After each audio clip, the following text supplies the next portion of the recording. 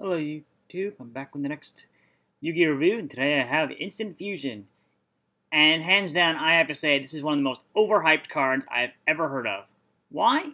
Well, it's a fusion summoning card that allows you to fusion summon any level 5 or lower fusion monster from your extra deck for 1,000 life points, and it will not stick around. In fact, it gets sent to the graveyard at the end of the turn and cannot attack, if I'm not mistaken. It's destroyed. Well, for some cards, you might be able, that's hardly worth bringing out as a whole. And like I reviewed 1,000 Eyes Restrict last week, there's no viable uses for this card. It's a huge letdown no matter how you slice it. 1,000 Eyes Restrict, okay, you're going to bring that art out, you're going to take a monster, and then you lose all your hard work. And you're still at 1,000 life points. You don't get those life points back, by the way.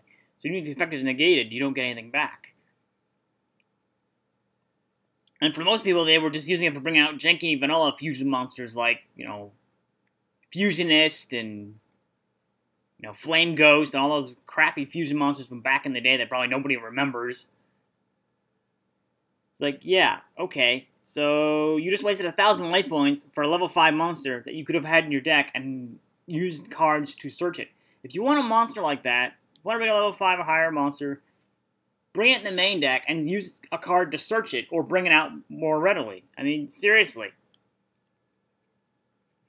I would much rather use cards like, Big Wave, Small Wave to bring out a level 5 monster that I already have in my hand and use a weaker water monster.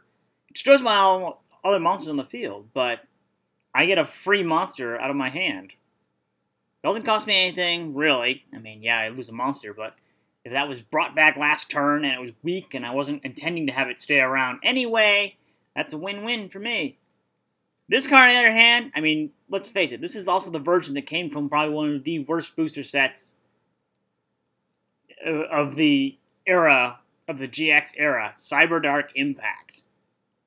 Let me tell you right now, it did not make much of an impact. Let me tell you that. It was pretty crappy. Pretty much every card in the set was bad. That's how bad the set was. The commons were bad. The rares were bad. A small handful of the foils were good, but they were mostly bad. It was 60 cards, so it's probably like 40 out of 60 or higher. I'd say probably more around 45 out of 60. And this card was one of them, because it had no viable uses back then. Still doesn't now. Yeah, of course, people can say, oh, but Master Merrick, you're forgetting that we used it with bring out Elder Entity Norden, which sucks.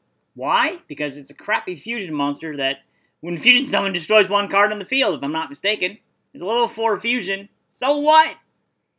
So you're just using it to bring out a monster that sucks. And it doesn't matter how many broken combos you can come up with for a championship, because Konami determines who actually ends up getting in the championship. How? By forcing you to use a deck that they created.